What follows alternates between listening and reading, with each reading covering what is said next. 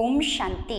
ಇಂದಿನ ಪರಮಾತ್ಮನ ಮಹಾವಾಕ್ಯ ಮುರುಳಿ ದಿನಾಂಕ 8/5/2024. ಬಾಪ್ತಾದ ಮಧುಬನ. ಮಧುರ ಮಕ್ಕಳೇ, ವಿಶ್ವದ ಎಲ್ಲ ಆತ್ಮರು ಏನೂ ಗೊತ್ತಿಲ್ಲದಂತಹ ಮುಗ್ಧ ಆತ್ಮರಾಗಿದ್ದಾರೆ ಮತ್ತು ಎಲ್ಲರೂ ದುಃಖಿಗಳಾಗಿದ್ದಾರೆ.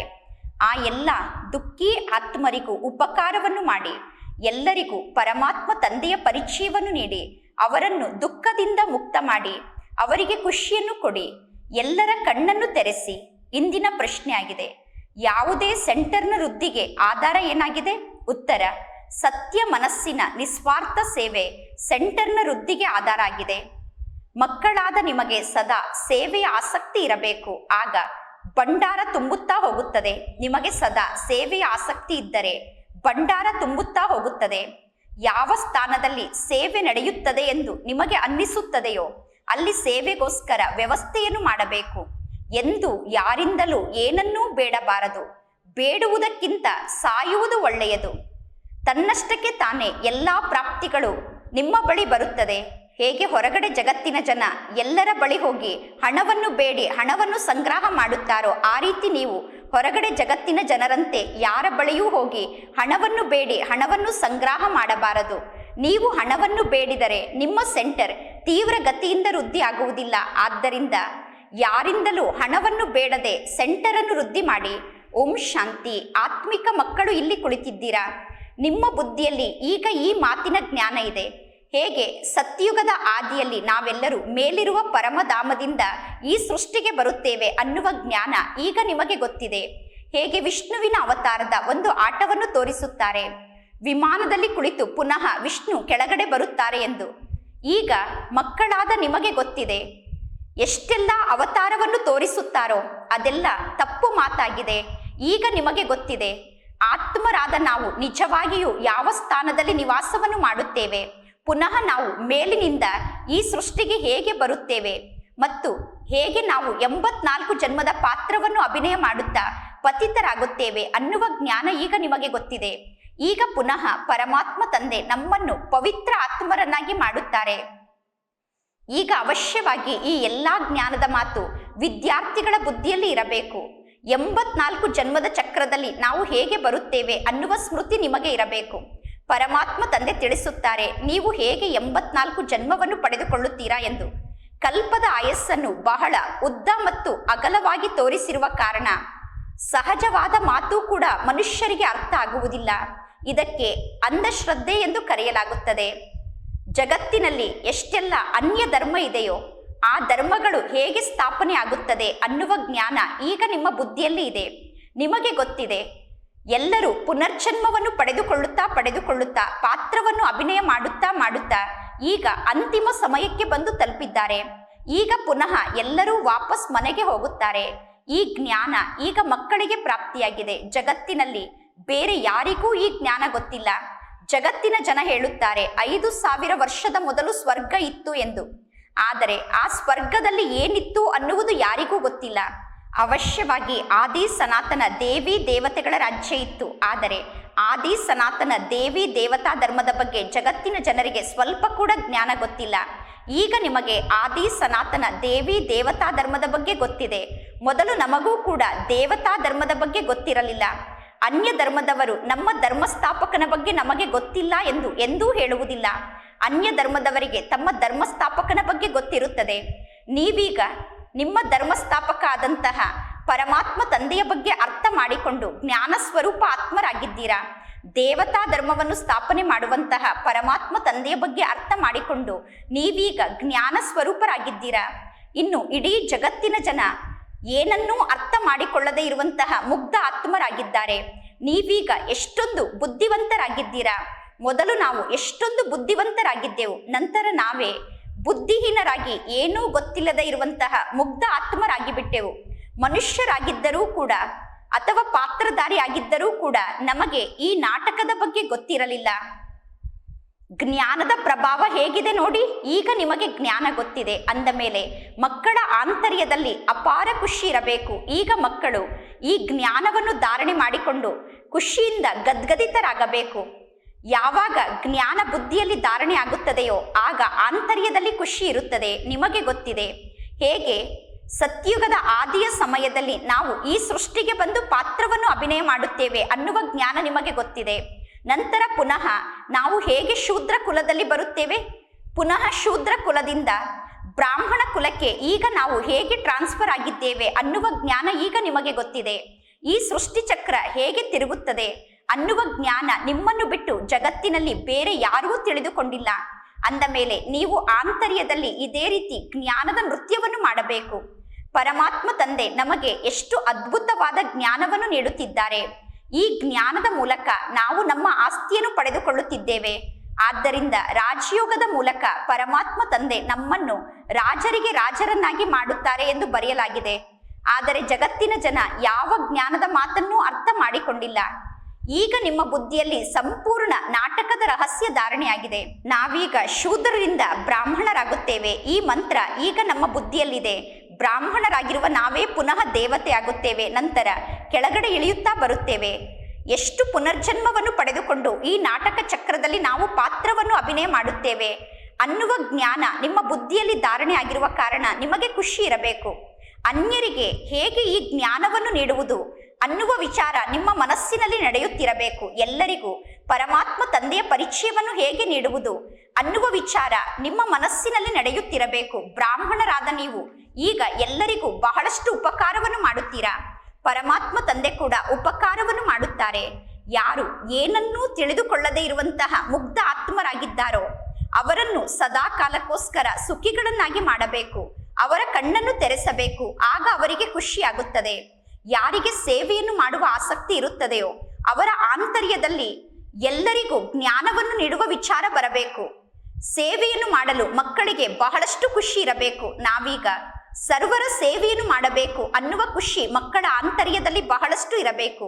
ಆತ್ಮರಾದ ನಾವು ಯಾವ ಸ್ಥಾನದಲ್ಲಿ ನಿವಾಸವನ್ನು ಮಾಡುತ್ತೇವೆ, ಪುನಃ ನಾವು ಈ ಸೃಷ್ಟಿಗೆ ಪಾತ್ರವನ್ನು ಅಭಿನಯ ಮಾಡಲು ಹೇಗೆ ಬರುತ್ತೇವೆ, ಈಗ ನಾವು ಎಷ್ಟು ಶ್ರೇಷ್ಠ ಆತ್ಮರಾಗುತ್ತೇವೆ, ಪುನಃ ನಾವು ಹೇಗೆ ಕೆಳಗಡೆ ಇಳಿದು ಕನಿಷ್ಠರಾಗುತ್ತೇವೆ, ಯಾವಾಗ ರಾವಣ ರಾಜ್ಯ ಪ್ರಾರಂಭ ಆಗುತ್ತದೆ, ಈ ಸಂಪೂರ್ಣ ಜ್ಞಾನ ಈಗ ನಿಮ್ಮ ಬುದ್ಧಿಯಲ್ಲಿ ಧಾರಣೆಯಾಗಿದೆ. ಭಕ್ತಿ ಮತ್ತು ಜ್ಞಾನ ಎಂದು ಕರೆಯುತ್ತೇವೆ. ಭಕ್ತಿಗೂ ಮತ್ತು ಜ್ಞಾನಕ್ಕೂ ಹಗಲು ರಾತ್ರಿಯಷ್ಟು ಅಂತರ ಇದೆ. ಅಂದ ಮೇಲೆ ಮೊದಲು ಯಾರು ಭಕ್ತಿಯನ್ನು ಮಾಡಿದರು ಎಂದು ಪರಮಾತ್ಮ ತಂದೆ ಕೇಳುತ್ತಾರೆ. ನೀವು ಹೇಳುತ್ತೀರಾ, ಮೊದಲು ನಾವು ಈ ಸೃಷ್ಟಿಗೆ ಬರುತ್ತೇವೆ, ನಾವೇ ಬಹಳಷ್ಟು ಸುಖವನ್ನು ಅನುಭವ ಮಾಡುತ್ತೇವೆ, ನಂತರ ಪುನಃ ನಾವೇ ಭಕ್ತಿಯನ್ನು ಮಾಡಲು ಪ್ರಾರಂಭ ಮಾಡುತ್ತೇವೆ. ಪೂಜ್ಯರಿಗೂ ಮತ್ತು ಪೂಜಾರಿಗಳಿಗೂ ಎಷ್ಟೊಂದು ಹಗಲು ರಾತ್ರಿಯಷ್ಟು ಅಂತರ ಇದೆ. ಈಗ ನಿಮ್ಮ ಬುದ್ಧಿಯಲ್ಲಿ ಸಂಪೂರ್ಣ ಜ್ಞಾನ ಇದೆ. ಅಂದ ಮೇಲೆ ನಿಮಗೆ ಬಹಳಷ್ಟು ಖುಷಿಯಾಗಬೇಕು. ನಾವು ಹೇಗೆ 84 ಜನ್ಮದ ಚಕ್ರದಲ್ಲಿ ಬಂದಿದ್ದೇವೆ, 84 ಜನ್ಮದ ಚಕ್ರೆಯಲ್ಲಿ 84 ಲಕ್ಷ ಜನ್ಮದ ಚಕ್ರೆಯಲ್ಲಿ ಇಷ್ಟು ಸಣ್ಣ ಮಾತು ಯಾರಿಗೂ ಗಮನದಲ್ಲಿ ಇರುವುದಿಲ್ಲ. ಇಷ್ಟು ಸಣ್ಣ ಮಾತನ್ನು ಕೂಡ ಯಾರೂ ಬುದ್ಧಿಯಲ್ಲಿ ಧಾರಣೆ ಮಾಡಿಕೊಂಡಿಲ್ಲ. ಲಕ್ಷಾಂತರ ವರ್ಷಕ್ಕೆ ಹೋಲಿಕೆ ಮಾಡಿದರೆ ಸೃಷ್ಟಿ ಚಕ್ರದ ಆಯಸ್ಸು 1 ದಿನ ಅಥವಾ 2 ದಿನದ ಸಮಾನ ಆಗಿಬಿಡುತ್ತದೆ. ಒಳ್ಳೊಳ್ಳೆ ಮಕ್ಕಳ ಬುದ್ಧಿಯಲ್ಲಿ ಈ ನಾಟಕ ಚಕ್ರ ಸದಾ ತಿರುಗುತ್ತಿರುತ್ತದೆ. ಆದ್ದರಿಂದ ಮಕ್ಕಳಿಗೆ ಸ್ವದರ್ಶನ ಚಕ್ರಧಾರಿ ಎಂದು ಕರೆಯಲಾಗುತ್ತದೆ. ಸತ್ಯಯುಗದಲ್ಲಿ ನಿಮ್ಮ ಬುದ್ಧಿಯಲ್ಲಿ ಈ ಜ್ಞಾನ ಇರುವುದಿಲ್ಲ. ಸ್ವರ್ಗದ ಬಗ್ಗೆ ಎಷ್ಟೊಂದು ಗಾಯನ ಇದೆ. ಸತ್ಯಯುಗದಲ್ಲಿ ಕೇವಲ ಭಾರತ ದೇಶ ಮಾತ್ರ ಇತ್ತು. ಎಷ್ಟೆಲ್ಲ ಜನ ದೇವತೆಗಳು ಭಾರತದಲ್ಲಿ ಇದ್ದರೋ ಈಗ ಪುನಃ ಅವರೆಲ್ಲರೂ ದೇವತೆ ಆಗಲೇಬೇಕು. ಬಾಹ್ಯ ರೂಪದಲ್ಲಿ ನೋಡಿದಾಗ ಸ್ವರ್ಗದ ಯಾವ ದೃಶ್ಯವೂ ಈ ಜಗತ್ತಿನಲ್ಲಿ ನಿಮಗೆ ಕಾಣಿಸುವುದಿಲ್ಲ. ಈಗ ನಿಮಗೆ ಸ್ವರ್ಗದ ಸಾಕ್ಷಾತ್ಕಾರ ಆಗುತ್ತದೆ. ನಿಮಗೆ ಗೊತ್ತಿದೆ, ಈಗ ಈ ಹಳೆಯ ಜಗತ್ತು ಸಮಾಪ್ತಿ ಆಗಲೇಬೇಕು. ಪುನಃ ನಂಬರ್ ವಾರಾಗಿ ನಾವು ಹೊಸ ಜಗತ್ತಿನಲ್ಲಿ ಬರುತ್ತೇವೆ. ಆತ್ಮರಾದ ನಾವು ಪಾತ್ರವನ್ನು ಅಭಿನಯ ಮಾಡಲು ಹೇಗೆ ಈ ಸೃಷ್ಟಿಗೆ ಬರುತ್ತೇವೆ ಅನ್ನುವುದು ನಿಮಗೆ ಅರ್ಥ ಆಗಿದೆ. ಆತ್ಮ ಮೇಲಿನಿಂದ ಕೆಳಗಡೆ ಬರುವುದಿಲ್ಲ ಎಂದು ಜಗತ್ತಿನ ಜನ ಒಂದು ನಾಟಕವನ್ನು ನಿರ್ಮಾಣ ಮಾಡಿ ತೋರಿಸುತ್ತಾರೆ. ಆತ್ಮವನ್ನು ಈ ಕಣ್ಣಿನಿಂದ ನೋಡಲು ಸಾಧ್ಯ ಇಲ್ಲ. ಆತ್ಮ ಹೇಗೆ ಬರುತ್ತದೆ, ಆತ್ಮ ಸಣ್ಣ ಮಗುವಿನ ಶರೀರದಲ್ಲಿ ಹೇಗೆ ಪ್ರವೇಶವನ್ನು ಮಾಡುತ್ತದೆ ಅನ್ನುವುದು ಬಹಳ ಅದ್ಭುತವಾದ ಆಟ ಆಗಿದೆ. ಈ ಶಿಕ್ಷಣ ಈಶ್ವರೀಯ ಶಿಕ್ಷಣ ಆಗಿದೆ. ಅಂದ ಮೇಲೆ ಮಕ್ಕಳ ಮನಸ್ಸಿನಲ್ಲಿ ಹಗಲು ರಾತ್ರಿ ಜ್ಞಾನದ ಚಿಂತನೆ ನಡೆಯುತ್ತಿರಬೇಕು. ಒಮ್ಮೆ ನಾವು ಜ್ಞಾನವನ್ನು ಅರ್ಥ ಮಾಡಿಕೊಳ್ಳುತ್ತೇವೆ, ಒಮ್ಮೆ ನಾವು ಜ್ಞಾನದ ಚಿತ್ರವನ್ನು ನೋಡುತ್ತೇವೆ, ನಂತರ ಜ್ಞಾನದ ಬಗ್ಗೆ ವರ್ಣನೆಯನ್ನು ಮಾಡುತ್ತೇವೆ. ಹಿಂದಿನ ಕಾಲದ ಜಾದುವನ್ನು ಮಾಡುತ್ತಿದ್ದಂತಹ ಜಾದೂಗರ್ ವ್ಯಕ್ತಿಗಳು ಅನೇಕ ವಸ್ತುಗಳನ್ನು ನಿರ್ಮಾಣ ಮಾಡಿ ತೋರಿಸುತ್ತಿದ್ದರು. ಅದೇ ರೀತಿ ಪರಮಾತ್ಮ ತಂದೆಗೆ ಜಾದೂಗರ್ ಎಂದು ಕರೆಯುತ್ತೇವೆ, ಪರಮಾತ್ಮ ತಂದೆಗೆ ವ್ಯಾಪಾರಿ ಎಂದು ಕರೆಯುತ್ತೇವೆ, ಪರಮಾತ್ಮ ತಂದೆಗೆ ರತ್ನಗಳ ಮಾಲೀಕ ಎಂದು ಕರೆಯುತ್ತೇವೆ. ಆತ್ಮದಲ್ಲೇ ಸಂಪೂರ್ಣ ಜ್ಞಾನ ಧಾರಣೆ ಆಗುತ್ತದೆ. ಆತ್ಮ ಜ್ಞಾನದ ಸಾಗರ ಆಗಿದೆ. ಬಲೆ ಎಲ್ಲರೂ ಹೇಳುತ್ತಾರೆ ಪರಮಾತ್ಮ ತಂದೆ ಜ್ಞಾನದ ಸಾಗರ ಆಗಿದ್ದಾರೆ ಎಂದು. ಆದರೆ ಪರಮಾತ್ಮ ತಂದೆ ಯಾರಾಗಿದ್ದಾರೆ, ಪರಮಾತ್ಮ ತಂದೆ ಹೇಗೆ ಜಾದೂಗರಾಗುತ್ತಾರೆ ಅನ್ನುವುದು ಯಾರಿಗೂ ಗೊತ್ತಿಲ್ಲ. ಮೊದಲು ನಿಮಗೂ ಕೂಡ ಈ ಯಾವ ಜ್ಞಾನದ ಮಾತು ಗೊತ್ತಿರಲಿಲ್ಲ. ಈಗ ಪರಮಾತ್ಮ ತಂದೆ ಬಂದು ನಮ್ಮನ್ನು ದೇವತೆಯನ್ನಾಗಿ ಮಾಡುತ್ತಾರೆ. ಅಂದ ಮೇಲೆ ನಿಮ್ಮ ಆಂತರ್ಯದಲ್ಲಿ ಎಷ್ಟೊಂದು ಖುಷಿ ಇರಬೇಕು. ಪರಮಾತ್ಮ ತಂದೆ ಜ್ಞಾನದ ಸಾಗರ ಆಗಿದ್ದಾರೆ. ಪರಮಾತ್ಮ ತಂದೆ ನಮಗೆ ಶಿಕ್ಷಣವನ್ನು ಕಲಿಸುತ್ತಿದ್ದಾರೆ. ಈಗ ಕೇವಲ ಮಕ್ಕಳಾದ ನಿಮಗೆ ಈ ಜ್ಞಾನ ಗೊತ್ತಿದೆ. ಹಗಲು ರಾತ್ರಿ ಆಂತರ್ಯದಲ್ಲಿ ಜ್ಞಾನದ ಸ್ಮರಣೆಯನ್ನು ಮಾಡುತ್ತಿರಬೇಕು. ಇಲ್ಲಿ ಹಗಲು ರಾತ್ರಿ ನಿಮ್ಮ ಬುದ್ಧಿಯಲ್ಲಿ ಜ್ಞಾನದ ಸ್ಮರಣೆ ನಡೆಯುತ್ತಿರಬೇಕು. ಈ ಬೇಹದ್ದಿನ ನಾಟಕದ ಜ್ಞಾನವನ್ನು ಕೇವಲ ಒಬ್ಬ ಪರಮಾತ್ಮ ತಂದೆ ಮಾತ್ರ ನಮಗೆ ತಿಳಿಸಲು ಸಾಧ್ಯ. ಪರಮಾತ್ಮ ತಂದೆಯನ್ನು ಬಿಟ್ಟು ಬೇರೆ ಯಾರು ಈ ಜ್ಞಾನವನ್ನು ತಿಳಿಸಲು ಸಾಧ್ಯ ಇಲ್ಲ. ಪರಮಾತ್ಮ ತಂದೆ ಈ ನಾಟಕ ಚಕ್ರದ ಆಟವನ್ನು ನೋಡಿ ನಮಗೆ ಜ್ಞಾನವನ್ನು ಹೇಳುತ್ತಾರೇನೂ ಇಲ್ಲ. ಪರಮಾತ್ಮ ತಂದೆಯಲ್ಲಿ ಸಂಪೂರ್ಣ ಜ್ಞಾನ ಇದೆ. ಪರಮಾತ್ಮ ತಂದೆ ತಿಳಿಸುತ್ತಾರೆ, ನಾನು ಸತ್ಯುಗ ಮತ್ತು ತ್ರೇತಾಯುಗದಲ್ಲಿ ಈ ಸೃಷ್ಟಿಗೆ ಬರುವುದಿಲ್ಲ. ಆದರೆ ನನ್ನ ಬುದ್ಧಿಯಲ್ಲಿ ಸಂಪೂರ್ಣ ಜ್ಞಾನ ಇರುವ ಕಾರಣ ಸತ್ಯುಗ ಮತ್ತು ತ್ರೇತಾಯುಗದ ಜ್ಞಾನವನ್ನು ನಾನು ನಿಮಗೆ ತಿಳಿಸುತ್ತೇನೆ. ಪರಮಾತ್ಮ ತಂದೆ ಸತ್ಯುಗ ಮತ್ತು ತ್ರೇತಾಯುಗದ ಬಗ್ಗೆ ಜ್ಞಾನವನ್ನು ತಿಳಿಸಿದಾಗ ಆ ಜ್ಞಾನವನ್ನು ಕೇಳಿ ನಿಮಗೆ ಆಶ್ಚರ್ಯ ಆಗುತ್ತದೆ. ಪರಮಾತ್ಮ ತಂದೆ ತಿಳಿಸುತ್ತಾರೆ, ಯಾರು ಎಂದೂ ಪಾತ್ರವನ್ನು ಅಭಿನಯ ಮಾಡಿಲ್ಲವೋ ಅವರು ಪಾತ್ರದ ಬಗ್ಗೆ ಹೇಗೆ ತಿಳಿಸುತ್ತಾರೆ. ಪರಮಾತ್ಮ ತಂದೆ ಸತ್ಯುಗ ಮತ್ತು ತ್ರೇತಾಯುಗದಲ್ಲಿ ಎಂದೂ ಪಾತ್ರವನ್ನು ಅಭಿನಯ ಮಾಡುವುದಿಲ್ಲ. ಆದರೆ ಸತ್ಯುಗ ಮತ್ತು ತ್ರೇತಾಯುಗದ ದೇವತೆಗಳ ಪಾತ್ರದ ಬಗ್ಗೆ ತಂದೆ ಹೇಗೆ ಜ್ಞಾನವನ್ನು ತಿಳಿಸುತ್ತಾರೆ. ಪರಮಾತ್ಮ ತಂದೆ ತಿಳಿಸುತ್ತಾರೆ, ನಾನು ಏನನ್ನೂ ನೋಡುವುದಿಲ್ಲ. ನಾನು ಸತ್ಯುಗ ಮತ್ತು ತ್ರೇತಾಯುಗದಲ್ಲಿ ಬರುವುದಿಲ್ಲ. ಆದರೆ ನನ್ನ ಬುದ್ಧಿಯಲ್ಲಿ ಎಷ್ಟು ಒಳ್ಳೆಯ ಜ್ಞಾನ ಇದೆ. ನಾನು ಒಮ್ಮೆ ಈ ಸೃಷ್ಟಿಗೆ ಬಂದು ಆ ಜ್ಞಾನವನ್ನು ನಿಮಗೆ ತಿಳಿಸುತ್ತೇನೆ. ನೀವು ಪಾತ್ರವನ್ನು ಅಭಿನಯ ಮಾಡಿದ್ದೀರಾ. ಮೊದಲು ನಿಮಗೆ ಈ ಜ್ಞಾನದ ಮಾತು ಗೊತ್ತಿರಲಿಲ್ಲ. ಯಾರು ಪಾತ್ರವನ್ನು ಅಭಿನಯ ಮಾಡಿಲ್ಲವೋ ಅಂತಹ ತಂದೆ ಪಾತ್ರವನ್ನು ಅಭಿನಯ ಮಾಡಿರುವ ನಿಮಗೆ ನಿಮ್ಮ ಪಾತ್ರದ ಬಗ್ಗೆ ಸಂಪೂರ್ಣ ಜ್ಞಾನವನ್ನು ತಿಳಿಸುತ್ತಿದ್ದಾರೆ. ಇದು ಅದ್ಭುತ ಮಾತಾಗಿದೆ. ನಾವೆಲ್ಲರೂ ಪಾತ್ರಧಾರಿಗಳಾಗಿದ್ದೇವೆ. ಆದರೆ ನಮಗೆ ನಮ್ಮ ಪಾತ್ರದ ಬಗ್ಗೆ ಸ್ವಲ್ಪ ಕೂಡ ಗೊತ್ತಿರಲಿಲ್ಲ. ಪರಮಾತ್ಮ ತಂದೆಯಲ್ಲಿ ಸಂಪೂರ್ಣ ಜ್ಞಾನ ಇದೆ. ಪರಮಾತ್ಮ ತಂದೆ ತಿಳಿಸುತ್ತಾರೆ, ಸತ್ಯುಗ ಮತ್ತು ತ್ರೇತಾಯುಗದ ಅನುಭವವನ್ನು ನಿಮಗೆ ತಿಳಿಸಲು ನಾನು ಸತ್ಯುಗ ಮತ್ತು ತ್ರೇತಾಯುಗದಲ್ಲಿ ಬರುವುದಿಲ್ಲ.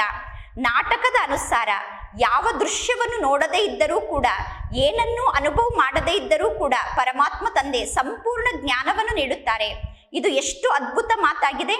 ನಾನು ಪಾತ್ರವನ್ನು ಅಭಿನಯ ಮಾಡಲು ಬರುವುದಿಲ್ಲ, ಆದರೆ ನಿಮಗೆ ಸಂಪೂರ್ಣ ಪಾತ್ರದ ಬಗ್ಗೆ ಜ್ಞಾನವನ್ನು ತಿಳಿಸುತ್ತೇನೆ ಎಂದು ತಂದೆ ಹೇಳುತ್ತಾರೆ. ಆದ್ದರಿಂದ ನೀವು ನನಗೆ ಜ್ಞಾನದ ಸಾಗರ ಎಂದು ಕರೆಯುತ್ತೀರಾ ಎಂದು ತಂದೆ ಹೇಳುತ್ತಾರೆ. ಅಂದ ಮೇಲೆ ಪರಮಾತ್ಮ ತಂದೆ ತಿಳಿಸುತ್ತಾರೆ, ಈಗ ಮಧುರಾತಿ ಮಧುರ ಮಕ್ಕಳು ಸ್ವಯಂನ ಉನ್ನತಿಯನ್ನು ಮಾಡಿಕೊಳ್ಳಬೇಕು ಎಂದು ಬಯಸಿದರೆ ಸ್ವಯಂವನ್ನು ಆತ್ಮ ಎಂದು ತಿಳಿದುಕೊಳ್ಳಿ. ಇದು ಆಟ ಆಗಿದೆ. ಪುನಃ ನೀವು ಕಲ್ಪದ ನಂತರ ಇದೇ ರೀತಿ ಆಟವನ್ನು ಆಡುತ್ತೀರಾ. ನೀವೇ ದೇವಿ ದೇವತೆ ಆಗುತ್ತೀರಾ. ನಂತರ ಅಂತ್ಯದವರೆಗೂ ಪಾತ್ರವನ್ನು ಅಭಿನಯ ಮಾಡಿ ನೀವೇ ಮನುಷ್ಯರಾಗುತ್ತೀರಾ. ಅಂದ ಮೇಲೆ ನಿಮಗೆ ಎಷ್ಟೊಂದು ಆಶ್ಚರ್ಯ ಆಗಬೇಕು. ಪರಮಾತ್ಮ ತಂದೆಗೆ ಈ ಜ್ಞಾನ ಎಲ್ಲಿಂದ ಪ್ರಾಪ್ತಿಯಾಯಿತು. ಪರಮಾತ್ಮ ತಂದೆಯ ಬುದ್ಧಿಯಲ್ಲಿ ಈ ಜ್ಞಾನ ಎಲ್ಲಿಂದ ಧಾರಣೆ ಆಯಿತು. ಪರಮಾತ್ಮ ತಂದೆಗೆ ಈ ಜ್ಞಾನವನ್ನು ನೀಡಲು ಪರಮಾತ್ಮ ತಂದೆಗೆ ಯಾವ ಗುರುಗಳೂ ಇಲ್ಲ. ಈ ರೀತಿ ಜ್ಞಾನವನ್ನು ನೀಡುವಂತಹ ಪಾತ್ರ ನಾಟಕದ ಅನುಸಾರ ಮೊದಲೇ ಫಿಕ್ಸ್ ಆಗಿದೆ. ಇದಕ್ಕೆ ಪ್ರಕೃತಿಯ ಲೀಲೆ ಎಂದು ಕರೆಯುತ್ತೇವೆ. ಈ ನಾಟಕದ ಪ್ರತಿಯೊಂದು ಮಾತು ಅದ್ಭುತವಾದ ಮಾತಾಗಿದೆ. ಪರಮಾತ್ಮ ತಂದೆ ಕುಳಿತು ಹೊಸ ಹೊಸ ಜ್ಞಾನದ ಮಾತನ್ನು ತಿಳಿಸುತ್ತಾರೆ. ಅಂದ ಮೇಲೆ ಇಂತಹ ಪರಮಾತ್ಮ ತಂದೆಯನ್ನು ನೀವು ಎಷ್ಟೊಂದು ನೆನಪು ಮಾಡಬೇಕು. 84 ಜನ್ಮದ ಚಕ್ರವನ್ನು ನೀವೀಗ ನೆನಪು ಮಾಡಬೇಕು. ಈ ನಾಟಕದ ರಹಸ್ಯವನ್ನು ಪರಮಾತ್ಮ ತಂದೆ ಮಕ್ಕಳಿಗೆ ತಿಳಿಸಿದ್ದಾರೆ. ವಿರಾಟ ರೂಪದ ಚಿತ್ರ ಎಷ್ಟು ಒಳ್ಳೆಯ ಚಿತ್ರ ಆಗಿದೆ. ಲಕ್ಷ್ಮೀ ನಾರಾಯಣರ ಚಿತ್ರವನ್ನು ನಿರ್ಮಾಣ ಮಾಡುತ್ತಾರೆ ಅಥವಾ ವಿಷ್ಣುವಿನ ಚಿತ್ರವನ್ನು ನಿರ್ಮಾಣ ಮಾಡುತ್ತಾರೆ. ಅಂದ ಮೇಲೆ ನಾವು ಹೇಗೆ 84 ಜನ್ಮದ ಚಕ್ರದಲ್ಲಿ ಬರುತ್ತೇವೆ ಅನ್ನುವುದನ್ನು ಪರಮಾತ್ಮ ತಂದೆ ನಮಗೆ ಈ ಚಿತ್ರದ ಮೂಲಕ ಸ್ಪಷ್ಟವಾಗಿ ತೋರಿಸಿದ್ದಾರೆ. ನಾವೇ ದೇವತೆ ಆಗಿದ್ದೆವು, ನಂತರ ನಾವೇ ಕ್ಷತ್ರಿಯರಾಗುತ್ತೇವೆ, ನಂತರ ನಾವೇ ವೈಶ್ಯರಾಗುತ್ತೇವೆ, ನಂತರ ನಾವೇ ಶೂದ್ರರಾಗುತ್ತೇವೆ. ಈ ಜ್ಞಾನವನ್ನು ಸ್ಮರಣೆ ಮಾಡುವುದರಲ್ಲಿ ಯಾವ ಕಷ್ಟದ ಮಾತು ಇಲ್ಲ. ಪರಮಾತ್ಮ ತಂದೆ ಜ್ಞಾನದ ಸಾಗರ ಆಗಿದ್ದಾರೆ. ಪರಮಾತ್ಮ ತಂದೆ ಯಾರ ಮೂಲಕವೂ ಈ ಜ್ಞಾನದ ಶಿಕ್ಷಣವನ್ನು ಕಲಿತಿಲ್ಲ. ಪರಮಾತ್ಮ ತಂದೆ ಎಂದೂ ಶಾಸ್ತ್ರವನ್ನು ಓದಿಲ್ಲ. ತಂದೆ ಎಂದು ಏನನ್ನೂ ಓದದೆ, ಎಂದು ಯಾವ ಗುರುಗಳ ಬಳಿಯೂ ಹೋಗಿ ಜ್ಞಾನವನ್ನು ಪಡೆದುಕೊಳ್ಳದೆ ಇಷ್ಟೊಂದು ಜ್ಞಾನವನ್ನು ಸ್ವಯಂ ಕುಳಿತು ನಮಗೆ ತಿಳಿಸುತ್ತಿದ್ದಾರೆ. ಇಂತಹ ತಂದೆಯನ್ನು ನಾವು ಎಲ್ಲೂ ನೋಡಲು ಸಾಧ್ಯ ಇಲ್ಲ. ಎಂದೂ ಶಿಕ್ಷಣವನ್ನು ಕಲಿಯದೆ ಯಾವ ಗುರುಗಳ ಬಳಿಯೂ ಹೋಗಿ ಜ್ಞಾನವನ್ನು ಪಡೆದುಕೊಳ್ಳದೇ ಇದ್ದರೂ ಕೂಡ ಪರಮಾತ್ಮ ತಂದೆಯಲ್ಲಿ ಸಂಪೂರ್ಣ ಜ್ಞಾನ ಇದೆ. ಆ ಜ್ಞಾನವನ್ನು ತಂದೆ ಕುಳಿತು ಮಕ್ಕಳಿಗೆ ತಿಳಿಸುತ್ತಾರೆ. ಇಂತಹ ತಂದೆಯನ್ನು ಎಂದೂ ನೋಡಲು ಸಾಧ್ಯ ಇಲ್ಲ. ಪರಮಾತ್ಮ ತಂದೆ ಎಷ್ಟೊಂದು ಮಧುರ ತಂದೆಯಾಗಿದ್ದಾರೆ. ಭಕ್ತಿ ಮಾರ್ಗದಲ್ಲಿ ಕೆಲವು ದೇವತೆಗಳನ್ನು ಮಧುರ ಎಂದು ತಿಳಿದುಕೊಳ್ಳುತ್ತಾರೆ. ಇನ್ನು ಕೆಲವು ದೇವತೆಗಳನ್ನು ಮಧುರ ಎಂದು ತಿಳಿದುಕೊಳ್ಳುತ್ತಾರೆ. ಯಾರ ಮನಸ್ಸಿನಲ್ಲಿ ಯಾವ ದೇವತೆಯ ಬಗ್ಗೆ ಭಾವನೆ ಕುಳಿತುಕೊಳ್ಳುತ್ತದೆಯೋ ಅವರು ಆ ದೇವತೆಯ ಪೂಜೆಯನ್ನು ಮಾಡಲು ಪ್ರಾರಂಭ ಮಾಡುತ್ತಾರೆ. ಪರಮಾತ್ಮ ತಂದೆ ಕುಳಿತು ಈ ಎಲ್ಲಾ ನಾಟಕದ ರಹಸ್ಯವನ್ನು ಮಕ್ಕಳಿಗೆ ತಿಳಿಸುತ್ತಾರೆ. ಆತ್ಮ ಆನಂದ ಸ್ವರೂಪ ಆಗಿದೆ. ಆನಂದ ಸ್ವರೂಪ ಆದಂತಹ ಆತ್ಮ ಪುನಃ ದುಃಖಿಯಾಗಿ ಚೀಚಿ ಕೊಳಕು ಆತ್ಮ ಆಗಿಬಿಡುತ್ತದೆ. ಭಕ್ತಿ ಮಾರ್ಗದಲ್ಲಿ ನಿಮಗೆ ಯಾವ ಜ್ಞಾನದ ಮಾತು ಗೊತ್ತಿರಲಿಲ್ಲ. ಪರಮಾತ್ಮ ತಂದೆಗೆ ನೀವು ಎಷ್ಟೊಂದು ಮಹಿಮೆಯನ್ನು ಮಾಡುತ್ತೀರಾ. ಭಕ್ತಿ ಮಾರ್ಗದಲ್ಲಿ ಪರಮಾತ್ಮ ತಂದೆಗೆ ನೀವು ಬಹಳಷ್ಟು ಮಹಿಮೆಯನ್ನು ಮಾಡಿದರೂ ಕೂಡ ಪರಮಾತ್ಮ ತಂದೆಯ ಬಗ್ಗೆ ನಿಮಗೆ ಗೊತ್ತಿರಲಿಲ್ಲ. ಈ ಆಟ ಎಷ್ಟೊಂದು ಅದ್ಭುತವಾದ ಆಟ ಆಗಿದೆ. ಈ ಸಂಪೂರ್ಣ ಆಟದ ಬಗ್ಗೆ ಪರಮಾತ್ಮ ತಂದೆ ನಮಗೆ ತಿಳಿಸಿದ್ದಾರೆ. ಇಷ್ಟೊಂದು ಚಿತ್ರವನ್ನು ನೀವು ಎಂದೂ ನೋಡಿರಲಿಲ್ಲ. ಈ ಏಣಿಯ ಚಿತ್ರವನ್ನು ನೀವು ಎಂದೂ ನೋಡಿರಲಿಲ್ಲ. ಈಗ ಈ ಚಿತ್ರವನ್ನು ನೀವು ನೋಡುತ್ತೀರಾ ಮತ್ತು ಜ್ಞಾನವನ್ನು ಕೇಳುತ್ತೀರಾ. ಅಂದ ಮೇಲೆ ಪರಮಾತ್ಮ ತಂದೆ ತಿಳಿಸುತ್ತಾರೆ, ಈ ಜ್ಞಾನ ಯಥಾರ್ಥವಾದ ಜ್ಞಾನ ಆಗಿದೆ. ಆದರೆ ಕಾಮ ಮಹಾಶತ್ರು ಆಗಿದೆ. ಕಾಮ ವಿಕಾರದ ಮೇಲೆ ವಿಜಯವನ್ನು ಪಡೆದುಕೊಳ್ಳಬೇಕು ಅನ್ನುವ ಮಾತನ್ನು ಕೇಳಿ ಅನೇಕರು ಜ್ಞಾನ ಮಾರ್ಗವನ್ನೇ ಬಿಟ್ಟು ಹೋಗುತ್ತಾರೆ. ನೀವೀಗ ಎಷ್ಟೊಂದು ತಿಳುವಳಿಕೆ ಉಳ್ಳವರಾಗಿದ್ದೀರಾ. ಜಗತ್ತಿನ ಜನ ಸ್ವಲ್ಪ ಕೂಡ ಜ್ಞಾನವನ್ನು ತಿಳಿದುಕೊಂಡಿಲ್ಲ. ಅಂದ ಮೇಲೆ ಎಲ್ಲರಿಗೂ ಜ್ಞಾನವನ್ನು ತಿಳಿಸಲು ನೀವು ಎಷ್ಟೊಂದು ಪರಿಶ್ರಮವನ್ನು ಪಡಬೇಕಾಗುತ್ತದೆ. ನಿಮಗೆ ಗೊತ್ತಿದೆ, ಕಲ್ಪದ ಮೊದಲು ಯಾರು ಜ್ಞಾನವನ್ನು ಅರ್ಥ ಮಾಡಿಕೊಂಡಿದ್ದರೋ ಈಗಲೂ ಅವರೇ ಜ್ಞಾನವನ್ನು ಅರ್ಥ ಮಾಡಿಕೊಳ್ಳುತ್ತಾರೆ. ದೈವಿ ಪರಿವಾರದ ಆತ್ಮರು ಯಾರಾಗಿದ್ದಾರೋ ಅವರ ಬುದ್ಧಿಯಲ್ಲಿ ಈ ಜ್ಞಾನ ಧಾರಣೆ ಆಗುತ್ತದೆ. ಎಷ್ಟು ಜನ ದೈವಿ ಪರಿವಾರದಲ್ಲಿ ಬರುವಂತಹ ಆತ್ಮರಿದ್ದಾರೋ ಅವರ ಬುದ್ಧಿಯಲ್ಲಿ ಈ ಜ್ಞಾನ ಧಾರಣೆ ಆಗುತ್ತದೆ. ನಿಮಗೆ ಗೊತ್ತಿದೆ, ನಾವು ಶ್ರೀಮತದಂತೆ ನಡೆದು ರಾಜಧಾನಿಯನ್ನು ಸ್ಥಾಪನೆ ಮಾಡುತ್ತೇವೆ. ಪರಮಾತ್ಮ ತಂದೆಯ ಆದೇಶ ಆಗಿದೆ, ಅನ್ಯರನ್ನೂ ಕೂಡ ನೀವೀಗ ನಿಮ್ಮ ಸಮಾನ ಮಾಡಿಕೊಳ್ಳಿ. ಪರಮಾತ್ಮ ತಂದೆ ಸಂಪೂರ್ಣ ಜ್ಞಾನವನ್ನು ಮಕ್ಕಳಿಗೆ ತಿಳಿಸುತ್ತಿದ್ದಾರೆ. ನೀವೀಗ ಅನ್ಯರಿಗೆ ಜ್ಞಾನವನ್ನು ತಿಳಿಸುತ್ತಿದ್ದೀರಾ. ಅಂದ ಮೇಲೆ ಅವಶ್ಯವಾಗಿ ಶಿವ ತಂದೆಯ ರಥ ಆದಂತಹ ಬ್ರಹ್ಮ ತಂದೆ ಕೂಡ ಎಲ್ಲರಿಗೂ ಜ್ಞಾನವನ್ನು ತಿಳಿಸುತ್ತಿರಬಹುದು. ಆದರೆ ಬ್ರಹ್ಮ ತಂದೆ ಸ್ವಯಂವನ್ನು ಗುಪ್ತವಾಗಿ ಇಟ್ಟುಕೊಳ್ಳುತ್ತಾರೆ. ನೀವೀಗ ಶಿವ ತಂದೆಯನ್ನೇ ನೆನಪು ಮಾಡುತ್ತಿರಬೇಕು. ಇನ್ನು ಶಿವ ತಂದೆಗೆ ನೀವು ಮಹಿಮೆಯನ್ನು ಮಾಡಬೇಕು. ನೀವೀಗ ಬ್ರಹ್ಮ ತಂದೆಯ ಮಹಿಮೆಯನ್ನು ಮಾಡಬಾರದು. ಸರ್ವರ ಸದ್ಗತಿದಾತ ಒಬ್ಬ ಪರಮಾತ್ಮ ತಂದೆಯಾಗಿದ್ದಾರೆ. ಮಾಯೆಯ ಬಂಧನದಿಂದ ನಮ್ಮನ್ನು ಮುಕ್ತ ಮಾಡುವಂತವರು ಒಬ್ಬ ಪರಮಾತ್ಮ ತಂದೆ ಆಗಿದ್ದಾರೆ. ಪರಮಾತ್ಮ ತಂದೆ ಹೇಗೆ ಕುಳಿತು ನಿಮಗೆ ಜ್ಞಾನವನ್ನು ತಿಳಿಸುತ್ತಿದ್ದಾರೆ ನೋಡಿ. ಮಕ್ಕಳಾದ ನಿಮ್ಮನ್ನು ಬಿಟ್ಟು ಬೇರೆ ಯಾರಿಗೂ ಪರಮಾತ್ಮ ತಂದೆ ನಮಗೆ ಹೇಗೆ ಜ್ಞಾನವನ್ನು ತಿಳಿಸುತ್ತಿದ್ದಾರೆ ಅನ್ನುವುದು ಗೊತ್ತಿಲ್ಲ. ಮನುಷ್ಯರಿಗೆ ರಾವಣ ಯಾರಾಗಿದ್ದಾರೆ ಅನ್ನುವುದೂ ಕೂಡ ಗೊತ್ತಿಲ್ಲ. ಪ್ರತಿ ವರ್ಷ ರಾವಣನನ್ನು ಸುಡುತ್ತಾ ಬಂದಿದ್ದಾರೆ. ಶತ್ರುವಿನ ಮೂರ್ತಿಯನ್ನು ನಿರ್ಮಾಣ ಮಾಡಲಾಗುತ್ತದೆ. ಈಗ ನಿಮಗೆ ಗೊತ್ತಾಗಿದೆ, ರಾವಣ ಭಾರತದ ಹಳೆಯ ಶತ್ರು ಆಗಿದ್ದಾನೆ. ರಾವಣ ಭಾರತವನ್ನು ಬಹಳಷ್ಟು ದುಃಖಿ ದೇಶವನ್ನಾಗಿ ಮಾಡಿದ್ದಾನೆ. ರಾವಣ ಭಾರತ ದೇಶವನ್ನು ಕಂಗಾಲಾದ ದೇಶವನ್ನಾಗಿ ಮಾಡಿದ್ದಾನೆ. ಪಂಚವಿಕಾರ ಅನ್ನುವ ರಾವಣನ ಬಂಧನದಲ್ಲಿ ಈಗ ಎಲ್ಲರೂ ಸಿಕ್ಕಿ ಹಾಕಿಕೊಂಡಿದ್ದಾರೆ. ಅಂದ ಮೇಲೆ ಮಕ್ಕಳ ಆಂತರ್ಯದಲ್ಲಿ ಸದಾ ಈ ವಿಚಾರ ಇರಬೇಕು, ಅನ್ಯರನ್ನು ನಾವೀಗ ರಾವಣನ ಬಂಧನದಿಂದ ಹೇಗೆ ಮುಕ್ತ ಮಾಡುವುದು ಎಂದು. ಯಾವ ಸ್ಥಾನದಲ್ಲಿ ಸೇವೆ ನಡೆಯುತ್ತದೆ ಎಂದು ನಿಮಗೆ ಅನ್ನಿಸುತ್ತದೆಯೋ ಅಲ್ಲಿ ಸೇವೆಗೋಸ್ಕರ ವ್ಯವಸ್ಥೆಯನ್ನು ಮಾಡಬೇಕು. ಸತ್ಯ ಮನಸ್ಸಿನಿಂದ ನಿಸ್ವಾರ್ಥ ಭಾವನೆಯಿಂದ ನೀವು ಸೇವೆಯನ್ನು ಮಾಡಬೇಕು. ಪರಮಾತ್ಮ ತಂದೆ ತಿಳಿಸುತ್ತಾರೆ, ಇಂತಹ ಮಕ್ಕಳ ಭಂಡಾರವನ್ನು ನಾನು ಸ್ವಯಂ ತುಂಬುತ್ತೇನೆ. ಮಕ್ಕಳ ಭಂಡಾರವನ್ನು ತಂದೆ ತುಂಬುವುದು ನಾಟಕದಲ್ಲಿ ಫಿಕ್ಸ್ ಆಗಿದೆ. ಸೇವೆಯನ್ನು ಮಾಡಲು ನಿಮಗೆ ಬಹಳ ಒಳ್ಳೆಯ ಅವಕಾಶ ಇದೆ. ನಾವು ಸೇವೆಯನ್ನು ಮಾಡಬೇಕೋ ಮಾಡಬಾರದೋ ಎಂದು ಕೇಳುವ ಅವಶ್ಯಕತೆ ಇಲ್ಲ. ಪರಮಾತ್ಮ ತಂದೆ ತಿಳಿಸಿದ್ದಾರೆ, ಸದಾ ನೀವು ಸೇವೆಯನ್ನು ಮಾಡುತ್ತಾ ಇರಿ. ನೀವೀಗ ಯಾರಿಂದಲೂ ಎಂದೂ ಹಣವನ್ನು ಬೇಡಬಾರದು. ಬೇಡುವುದಕ್ಕಿಂತ ಸಾಯುವುದು ಒಳ್ಳೆಯದು. ತನ್ನಷ್ಟಕ್ಕೆ ತಾನೇ ಎಲ್ಲ ವಸ್ತುಗಳು ನಿಮ್ಮ ಬಳಿ ಬಂದು ತಲುಪುತ್ತದೆ. ನೀವು ಹಣವನ್ನು ಬೇಡಿದರೆ ನಿಮ್ಮ ಸೆಂಟರ್ ತೀವ್ರ ಗತಿಯಿಂದ ವೃದ್ಧಿ ಆಗುವುದಿಲ್ಲ. ಬೇಡದೇ ಇದ್ದರೆ ನಿಮ್ಮ ಸೆಂಟರ್ ವೃದ್ಧಿ ಆಗುತ್ತದೆ. ನೀವು ಯಾರಿಂದಲೂ ಹಣವನ್ನು ಬೇಡದೆ ನಿಮ್ಮ ಸೆಂಟರ್ ಅನ್ನು ವೃದ್ಧಿ ಮಾಡಬೇಕು. ತನ್ನಷ್ಟಕ್ಕೆ ತಾನೇ ಎಲ್ಲ ವಸ್ತುಗಳು ನಿಮ್ಮ ಸೆಂಟರ್ಗೆ ಬಂದು ತಲುಪಿದಾಗ ನಿಮ್ಮ ಸೆಂಟರ್ನಲ್ಲಿ ಶಕ್ತಿ ಇರುತ್ತದೆ. ನೀವು ಅನ್ಯರಿಂದ ಹಣವನ್ನು ಬೇಡಿ ತೆಗೆದುಕೊಂಡು ಸೆಂಟರ್ ಅನ್ನು ವೃದ್ಧಿ ಮಾಡಲು ಪ್ರಯತ್ನ ಪಟ್ಟರೆ ನಿಮ್ಮ ಸೆಂಟರ್ನಲ್ಲಿ ಶಕ್ತಿ ಇರುವುದಿಲ್ಲ. ಹೇಗೆ ಹೊರಗಡೆ ಜಗತ್ತಿನ ಜನ ಎಲ್ಲ ಜನರ ಬಳಿ ಹೋಗಿ ಹಣವನ್ನು ಬೇಡಿ ಹಣವನ್ನು ಸಂಗ್ರಹ ಮಾಡುತ್ತಾರೆ. ಆ ರೀತಿ ಹೊರಗಡೆ ಜಗತ್ತಿನ ಜನರಂತೆ ನೀವು ಯಾವ ಜನರ ಬಳಿಯೂ ಹೋಗಿ ಹಣವನ್ನು ಬೇಡಿ ಹಣವನ್ನು ಸಂಗ್ರಹ ಮಾಡಬಾರದು. ಮನುಷ್ಯರಿಗೆ ಎಂದೂ ಕೂಡ ಭಗವಂತ ಎಂದು ಕರೆಯಲು ಸಾಧ್ಯ ಇಲ್ಲ. ಜ್ಞಾನ ಬೀಜ ಆಗಿದೆ. ಬೀಜ ರೂಪ ಆದಂತಹ ಪರಮಾತ್ಮ ತಂದೆ ಕುಳಿತು ನಿಮಗೆ ಜ್ಞಾನವನ್ನು ನೀಡುತ್ತಿದ್ದಾರೆ. ಬೀಜ ಆದಂತಹ ಪರಮಾತ್ಮ ತಂದೆ ಜ್ಞಾನದ ಸಾಗರ ಆಗಿದ್ದಾರೆ. ಪರಮಾತ್ಮ ತಂದೆ ತಿಳಿಸುತ್ತಾರೆ, ಜಡ ಬೀಜ ಎಂದು ವೃಕ್ಷದ ಬಗ್ಗೆ ವರ್ಣನೆಯನ್ನು ಮಾಡಲು ಸಾಧ್ಯ ಇಲ್ಲ. ನೀವೀಗ ವೃಕ್ಷದ ಬಗ್ಗೆ ವರ್ಣನೆಯನ್ನು ಮಾಡುತ್ತೀರಾ. ಈ ಎಲ್ಲಾ ಜ್ಞಾನದ ಮಾತಿನ ಬಗ್ಗೆ ನೀವೀಗ ಅರ್ಥ ಮಾಡಿಕೊಂಡಿದ್ದೀರಾ. ಈ ಬೇಹದ್ದಿನ ವೃಕ್ಷದ ಬಗ್ಗೆ ನಿಮ್ಮನ್ನು ಬಿಟ್ಟು ಬೇರೆ ಯಾರಿಗೂ ಗೊತ್ತಿಲ್ಲ. ನಿಮ್ಮಲ್ಲಿ ಯಾರು ಅನನ್ಯ ಮಕ್ಕಳಾಗಿದ್ದಾರೋ ಅವರು ನಂಬರ್ 1 ಪುರುಷಾರ್ಥದ ಅನುಸಾರ ಜ್ಞಾನವನ್ನು ಅರ್ಥ ಮಾಡಿಕೊಂಡಿದ್ದಾರೆ. ಮಾಯೆ ಬಹಳಷ್ಟು ಶಕ್ತಿಶಾಲಿಯಾಗಿದೆ ಎಂದು ತಂದೆ ತಿಳಿಸುತ್ತಾರೆ. ಅಂದ ಮೇಲೆ ನೀವು ಸ್ವಲ್ಪ ಸಹನೆಯನ್ನು ಮಾಡಿಕೊಳ್ಳಬೇಕು. ಎಷ್ಟು ದೊಡ್ಡ ದೊಡ್ಡ ವಿಕಾರಿ ಗುಣಗಳಿದೆ ನೋಡಿ. ಬಹಳ ಚೆನ್ನಾಗಿ ಸೇವೆಯನ್ನು ಮಾಡುವಂತಹ ಮಕ್ಕಳು ಕೂಡ ಪುರುಷಾರ್ಥ ಮಾರ್ಗದಲ್ಲಿ ನಡೆಯುತ್ತಾ ಮಾಯೆಯ ಪೆಟ್ಟನ್ನು ತಿನ್ನುತ್ತಾರೆ. ನಂತರ ಅವರು ಹೇಳುತ್ತಾರೆ, ನಾನು ಕೆಳಗಡೆ ಬಿದ್ದು ಬಿಟ್ಟೆ ಎಂದು. ಏಣಿಯನ್ನು ಮೇಲೆ ಹತ್ತುತ್ತಾ ಪುನಃ ಕೆಳಗಡೆ ಬಿದ್ದು ಬಿಡುತ್ತಾರೆ. ಆಗ ಅಲ್ಲಿಯವರೆಗೂ ಯೋಗದ ಮೂಲಕ ಎಷ್ಟೆಲ್ಲ ಸಂಪಾದನೆಯನ್ನು ಮಾಡಿಕೊಂಡಿದ್ದೇವೋ ಆ ಸಂಪೂರ್ಣ ಸಂಪಾದನೆ ಸಮಾಪ್ತಿಯಾಗಿ ಬಿಡುತ್ತದೆ. ನಂತರ ಅವಶ್ಯವಾಗಿ ನಮಗೆ ಶಿಕ್ಷೆ ಸಿಗುತ್ತದೆ. ಅನೇಕ ಮಕ್ಕಳು ತಂದೆಯ ಸಮ್ಮುಖದಲ್ಲಿ ಪ್ರತಿಜ್ಞೆಯನ್ನು ಮಾಡುತ್ತಾರೆ. ರಕ್ತದಿಂದ ಪರಮಾತ್ಮ ತಂದೆಗೆ ಅನೇಕ ಮಕ್ಕಳು ಪತ್ರವನ್ನು ಬರೆದುಕೊಟ್ಟು ಪುನಃ ಜ್ಞಾನ ಮಾರ್ಗದಿಂದ ಮಾಯಾಗಿ ಹೋಗಿದ್ದಾರೆ. ಪರಮಾತ್ಮ ತಂದೆ ಮಕ್ಕಳಿಗೆ ಜ್ಞಾನವನ್ನು ಪಕ್ಕಾ ಮಾಡಿಸುತ್ತಾರೆ ಮತ್ತು ಮಕ್ಕಳನ್ನು ನೋಡುತ್ತಾರೆ. ತಂದೆ ಮಕ್ಕಳಿಗೆ ಜ್ಞಾನವನ್ನು ಪಕ್ಕಾ ಮಾಡಿಸಲು ಎಷ್ಟೊಂದು ಯುಕ್ತಿಯನ್ನು ರಚನೆ ಮಾಡಿದರೂ ಕೂಡ ಮಕ್ಕಳು ಹಳೆಯ ಜಗತ್ತಿನ ಕಡೆ ಹೋಗಿ ಬಿಡುತ್ತಾರೆ. ತಂದೆ ಎಷ್ಟು ಸಹಜ ರೂಪದಲ್ಲಿ ಜ್ಞಾನವನ್ನು ತಿಳಿಸುತ್ತಾರೆ. ಪಾತ್ರಧಾರಿಗಳಿಗೆ ತಮ್ಮ ಪಾತ್ರದ ಸ್ಮರಣೆ ಇರಬೇಕು. ಪಾತ್ರಧಾರಿಗಳು ತಮ್ಮ ಪಾತ್ರವನ್ನು ಸ್ಮರಣೆ ಮಾಡಬೇಕು. ಸ್ವಯಂನ ಪಾತ್ರವನ್ನು ಎಂದೂ ಯಾರೂ ಮರೆಯಲು ಸಾಧ್ಯ ಇಲ್ಲ. ಪರಮಾತ್ಮ ತಂದೆ ಪ್ರತಿದಿನ ಭಿನ್ನ ಭಿನ್ನ ಪ್ರಕಾರದಿಂದ ಜ್ಞಾನದ ಮಾತನ್ನು ತಿಳಿಸುತ್ತಾರೆ. ನೀವೀಗ ಅನೇಕರಿಗೆ ಜ್ಞಾನವನ್ನು ತಿಳಿಸುತ್ತೀರಾ. ಪುನಃ ತಂದೆ ಹೇಳುತ್ತಾರೆ, ನೀವು ತಂದೆಯ ಸಮ್ಮುಖಕ್ಕೆ ಬರಬೇಕು ಎಂದು. ನೀವು ಅನೇಕರಿಗೆ ಜ್ಞಾನವನ್ನು ತಿಳಿಸುತ್ತೀರಾ. ಪುನಃ ಎಲ್ಲರಿಗೂ ಹೇಳುತ್ತೀರಾ, ನೀವೀಗ ಪರಮಾತ್ಮ ತಂದೆಯ ಸಮ್ಮುಖಕ್ಕೆ ಬರಬೇಕು ಎಂದು. ಪರಮಾತ್ಮ ತಂದೆ ಅದ್ಭುತವಾದ ತಂದೆಯಾಗಿದ್ದಾರೆ. ಪ್ರತಿದಿನ ಪರಮಾತ್ಮ ತಂದೆ ಮುರುಳಿಯನ್ನು ನುಡಿಸುತ್ತಾರೆ.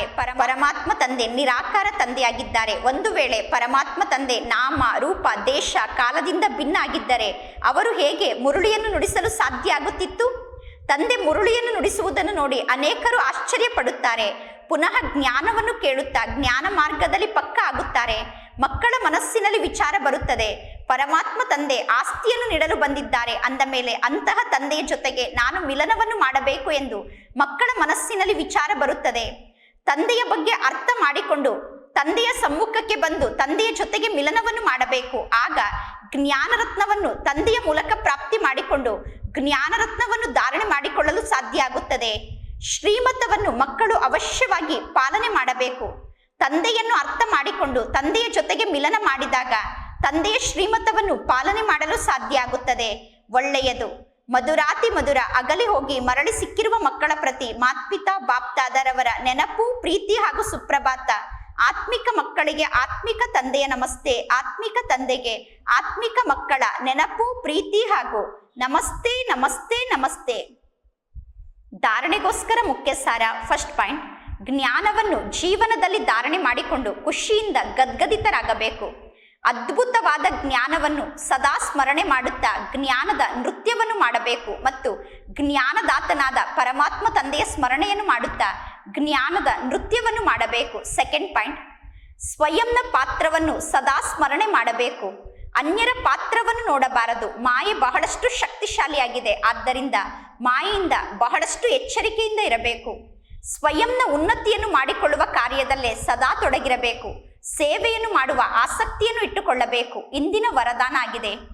ಒಳ್ಳೆಯ ಗುಣಕ್ಕೆ ಪ್ರಭಾವಿತರಾಗುವ ಬದಲು ಸ್ವಯಂನಲ್ಲಿ ಆ ಒಳ್ಳೆಯ ಗುಣವನ್ನು ಧಾರಣೆ ಮಾಡಿಕೊಳ್ಳುವಂತಹ ಪರಮಾತ್ಮನ ಸ್ನೇಹಿಗಳಾಗಿ. ಒಂದು ವೇಳೆ ಪರಮಾತ್ಮ ತಂದೆಗೆ ಸ್ನೇಹಿಗಳಾಗಬೇಕು ಎಂದು ಬಯಸಿದರೆ ದೇಹಾಭಿಮಾನದ ಅಡೆತಡೆಯನ್ನು ಚೆಕ್ ಮಾಡಿಕೊಳ್ಳಿ. ತಂದೆಗೆ ಸ್ನೇಹಿ ಆಗುವಾಗ ದೇಹಾಭಿಮಾನದ ಎಷ್ಟೆಲ್ಲ ಅಡೆತಡೆ ಬರುತ್ತದೆಯೋ ಅದನ್ನು ಚೆಕ್ ಮಾಡಿಕೊಳ್ಳಿ. ಕೆಲವು ಮಕ್ಕಳು ಹೇಳುತ್ತಾರೆ, ಈ ವ್ಯಕ್ತಿ ಬಹಳ ಒಳ್ಳೆಯವರಾಗಿದ್ದಾರೆ ಎಂದು. ಇವರಲ್ಲಿ ಬಹಳ ಒಳ್ಳೆಯ ಗುಣ ಇದೆ, ಆದ್ದರಿಂದ ಇವರ ಬಗ್ಗೆ ನನಗೆ ಸ್ವಲ್ಪ ದಯೆ ಬರುತ್ತದೆ ಎಂದು ಹೇಳುತ್ತಾರೆ. ಕೆಲವರಿಗೆ ಯಾವುದೋ ಒಬ್ಬ ವ್ಯಕ್ತಿಯ ಶರೀರವನ್ನು ನೋಡಿ ಆ ಶರೀರದ ಬಗ್ಗೆ ಆಸಕ್ತಿ ಉತ್ಪನ್ನ ಆಗುತ್ತದೆ. ಕೆಲವರಿಗೆ ಯಾವುದೋ ಒಬ್ಬ ವ್ಯಕ್ತಿಯಲ್ಲಿರುವ ಗುಣವನ್ನು ನೋಡಿ ಆ ಗುಣದ ಬಗ್ಗೆ ಆಸಕ್ತಿ ಉತ್ಪನ್ನ ಆಗುತ್ತದೆ. ಇನ್ನು ಕೆಲವರಿಗೆ ಯಾವುದೋ ಒಬ್ಬ ವ್ಯಕ್ತಿಯ ವಿಶೇಷತೆಯನ್ನು ನೋಡಿ ಆ ವಿಶೇಷತೆಯ ಬಗ್ಗೆ ಆಸಕ್ತಿ ಉತ್ಪನ್ನ ಆಗುತ್ತದೆ. ಆದರೆ ಆ ವಿಶೇಷತೆ ಅಥವಾ ಆ ಗುಣವನ್ನು ನಮಗೆ ಯಾರು ನೀಡಿದ್ದಾರೆ ಅನ್ನುವ ಮಾತಿನ ಸ್ಮೃತಿ ಇರಬೇಕು. ಯಾರಾದರೂ ಬಹಳ ಒಳ್ಳೆಯವರಿರಬಹುದು, ಅವರಲ್ಲಿರುವಂತಹ ಒಳ್ಳೆಯ ಗುಣವನ್ನು ಬಲೆ ಧಾರಣೆ ಮಾಡಿಕೊಳ್ಳಿ. ಆದರೆ ಅವರ ಒಳ್ಳೆಯ ಗುಣಕ್ಕೆ ಎಂದೂ ಪ್ರಭಾವಿತ ಆಗಬೇಡಿ. ಅವರಲ್ಲಿರುವ ಒಳ್ಳೆಯ ಗುಣವನ್ನು ನೋಡಿ ಆ ವ್ಯಕ್ತಿಗೆ ಪ್ರಭಾವಿತ ಆಗಬೇಡಿ. ನೀವೀಗ ಸರ್ವರಿಂದ ಭಿನ್ನಾಗಿ ಮತ್ತು ಪರಮಾತ್ಮ ತಂದೆಗೆ ಪ್ರಿಯಾಗಿ, ಇಂತಹ ಪ್ರಿಯ ಆದಂತಹ ಮಕ್ಕಳು ಸದಾ ಸುರಕ್ಷಿತರಾಗಿರುತ್ತಾರೆ. ಯಾರು ಪರಮಾತ್ಮ ತಂದೆಗೆ ಪ್ರಿಯ ಆಗುತ್ತಾರೋ ಅವರು ಸದಾ ಸುರಕ್ಷಿತರಾಗಿರುತ್ತಾರೆ. ಅಂದರೆ ಪರಮಾತ್ಮನ ಸ್ನೇಹಿ ಮಕ್ಕಳು ಸದಾ ಸುರಕ್ಷಿತರಾಗಿರುತ್ತಾರೆ. ಇಂದಿನ ಸ್ಲೋಗನ್ ಆಗಿದೆ, ಶಾಂತಿಯ ಶಕ್ತಿಯನ್ನು ಪ್ರತ್ಯಕ್ಷಗೊಳಿಸಿಕೊಳ್ಳಿ, ಆಗ ಸೇವೆ ತೀವ್ರ ಗತಿಯಿಂದ ವೃದ್ಧಿ ಆಗುತ್ತದೆ. ನಾವು ತೀವ್ರ ಗತಿಯಿಂದ ಸೇವೆಯನ್ನು ವೃದ್ಧಿ ಮಾಡಬೇಕು ಎಂದು ಬಯಸುತ್ತೇವೆ. ತೀವ್ರ ಗತಿಯಿಂದ ಸೇವೆಯನ್ನು ವೃದ್ಧಿ ಮಾಡುವುದಕ್ಕೋಸ್ಕರ ಮೊದಲು ನಮ್ಮ ಆಂತರ್ಯದಲ್ಲಿ ಶಾಂತಿಯ ಶಕ್ತಿಯನ್ನು ಪ್ರಕಟಗೊಳಿಸಿಕೊಳ್ಳಬೇಕು. ಸ್ವಯಂವನ್ನು ಶಾಂತ ಸ್ವರೂಪಾತ್ಮ ಎಂದು ತಿಳಿದುಕೊಂಡು ಶಾಂತಿಯ ಶಕ್ತಿಯನ್ನು ಪ್ರತ್ಯಕ್ಷಗೊಳಿಸಿದಾಗ ಸೇವೆ ತೀವ್ರ ಗತಿಯಿಂದ ವೃದ್ಧಿ ಆಗುತ್ತದೆ. ಒಳ್ಳೆಯದು. ಓಂ ಶಾಂತಿ.